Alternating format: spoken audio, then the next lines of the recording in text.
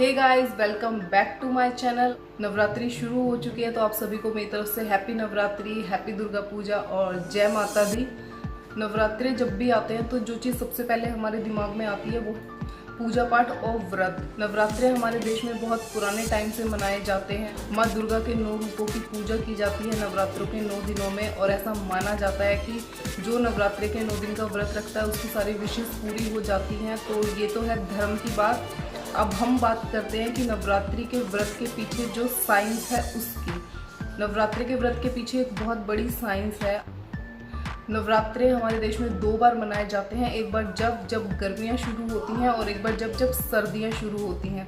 तो दोनों ही टाइम नवरात्रे ऐसे टाइम पे मनाए जाते हैं जब सीज़न चेंज होता है, और जब सीज़न चेंज होता है तो हमारी इम्यूनिटी वीक हो जाती है, हमारा डाइजेस्टिव सिस्टम बहुत ज़्यादा वीक हो जाता है। साथ साथ एनवायरनमेंट में बहुत सारे इन्फेक्शंस और बहुत सारी बीमारियां हो जाती हैं। तो जो नवरात्रे के फास्ट हैं वो हमें बाहर के उन इन्फेक्शंस और बीमारियों से लड़ने की शक्ति देते हैं और हमारी इम्यूनिटी को स्ट्रॉन्ग करते हैं। पहले फास्टिंग कुछ अलग पर्पस के लिए होती थी, आजकल लोग फास्टिंग अपने अलग अलग पर्पस के लिए करते हैं। कोई किसी का अपना स्पिरिचुअल पर्पस होता है कि हमारी विशेष माता रानी पूरी कर दे, कोई डाइटिंग करने के लिए व्रत कर लेता है।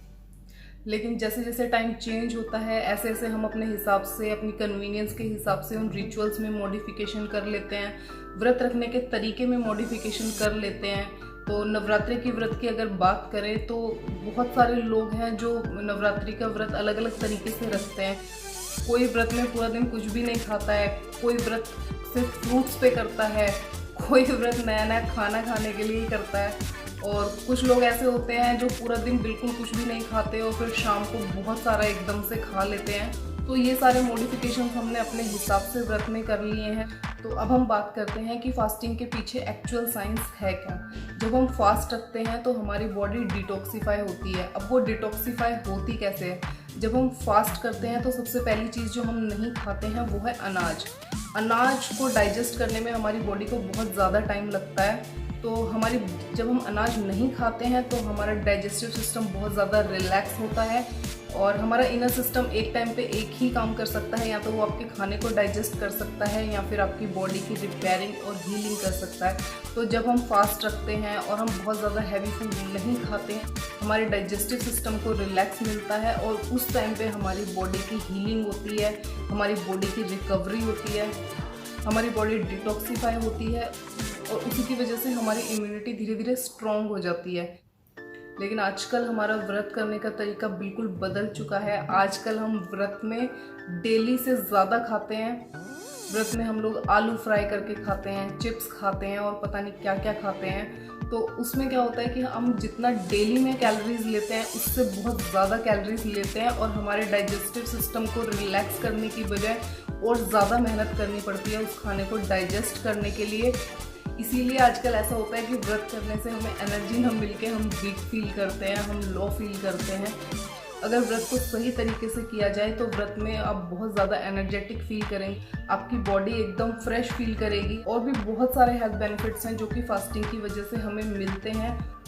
तो जब हम नवरात्रि का फास्ट करते हैं, 9 दिन का पीरियड होता है, लंबा पीरियड होता है, तो मैं कुछ टिप्स आपको देती हूँ आप कैसे नवरात्रि के फास्ट में हेल्दी रह सकते हैं, अपने डाइजेस्टिव सिस्टम को रेस्ट दे सकते हैं, और साथ ही साथ अगर आप वेट कम करना चाहते हैं या आप डाइटिंग करना चाहते हैं तो आप उस पर्पस को भी सॉल्व कर सकते हैं।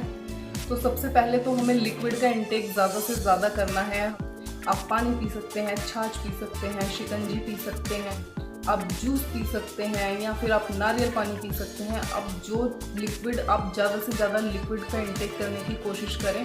जितना आप लिक्विड का इंटेक करेंगे उतना ही ज़्यादा आप एनर्जेटिक फील करेंगे, आपकी बॉडी हाइड्रेट रहेगी, आपको भूख कम लगेगी और साथ ही साथ लिक्विड लेने की वजह से आपकी स्किन भी ग्लो करेगी।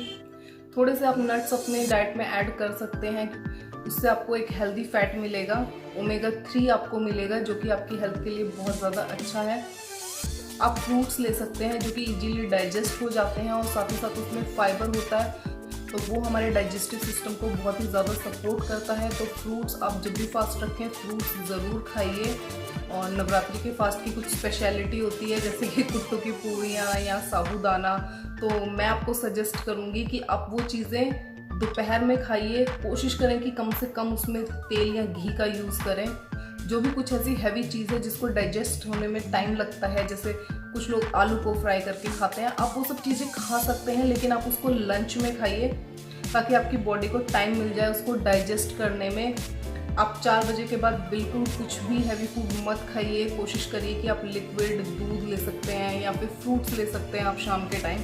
तो कोशिश करिए कि जो भी आप हैवी चीज़ खाते हैं या तो आप ब्रेकफास्ट में खाइए या तो आप लंच में खाइए।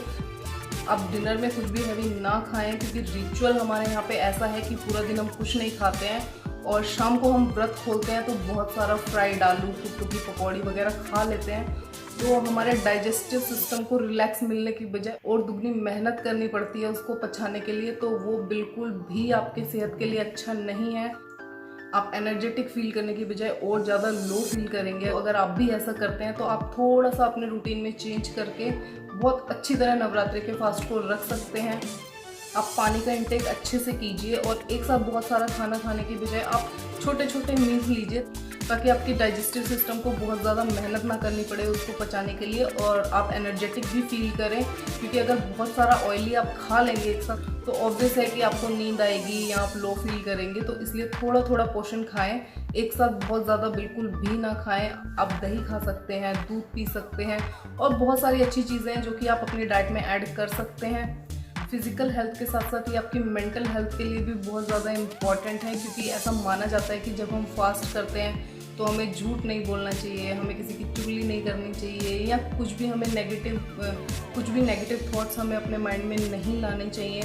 तो खाने के साथ साथ अगर आप अपने नेगेटिव विचारों को बाहर रख के और पॉजिटिविटी को अपने दिमाग में रखेंगे तो ऑटोमेटिकली आपकी मेंटल हेल्थ बहुत अच्छी हो जाने वाली है। आप पूजा पाठ करेंगे तो आप बहुत ज़्यादा रिलैक्स और बहुत ज़्यादा एनर्जेटिक फील करेंगे। जब आप पूजा पाठ करते हैं तो ऑटोमेटिकली पॉजिटिव वाइब्स आपको आती हैं और एक पॉजिटिव माहौल हो जाता है, तो आपको मेंटल स्ट्रेस से छुटकारा मिलता है। तो व्रत में आप अपने आप को नेगेटिविटी से भी दूर रख सकते हैं। आप नेगेटिव विचारों को भी त्याग के व्रत करेंगे तो आप मेंटल और फिजिकल दोनों तरह से हेल्दी रह सकते हैं।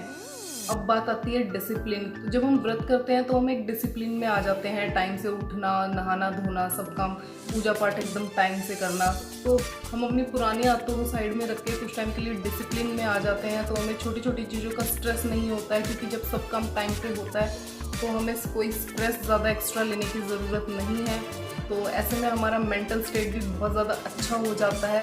तो नवरात्रि आपकी स्पिरिचुअल ग्रोथ के साथ साथ आपकी फिजिकल और मेंटल हेल्थ में भी बहुत ज़्यादा इम्पॉर्टेंट रोल प्ले करते हैं।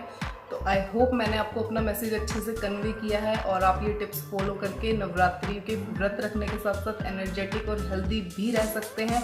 तो अगर आपको मेरी इन्फॉर्मेशन अच्छी लगी हो तो वीडियो को लाइक कर देना, मेरे चैनल को सब्सक्राइब ज़रूर कर देना। तो मिलते हैं बहुत जल्द नेक्स्ट वीडियो में। बाय बाय, टेक केयर, जय माता दी।